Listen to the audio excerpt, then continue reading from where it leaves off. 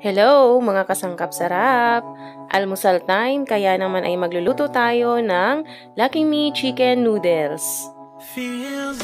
Ayan, napainit na natin yung kawali. Ngayon ay naglalagay na tayo ng kaunting mantika na gagamitin natin para sa paggigisa sa bawang at sibuyas. Yes po, dito sa pagluluto natin ng noodles ay iginisa po muna natin ang bawang at sibuyas.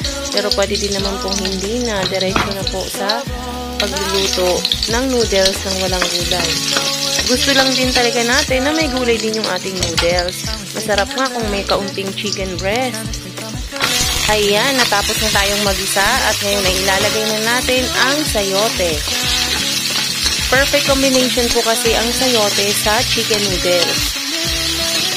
Kaya naman ito yung ginagamit natin na gulay para sa noodles na ito. Pagkatapos nito ay maglalagay din po tayo ng sabaw na sakto po sa pang-isang noodles. Ayan, kumukulo na po ito.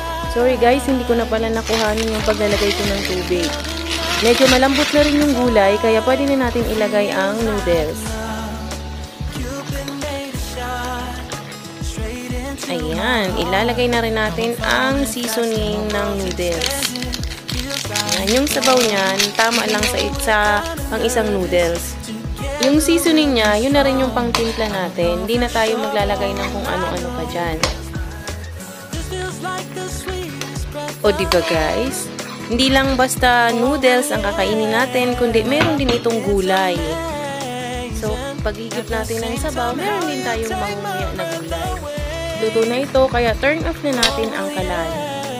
Ayan, almusal na po namin ito ni Habi with matching pandesal.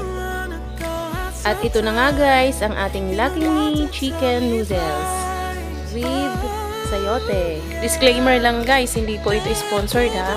Pero Lucky Me, baka naman. Thank you for watching and God bless us all.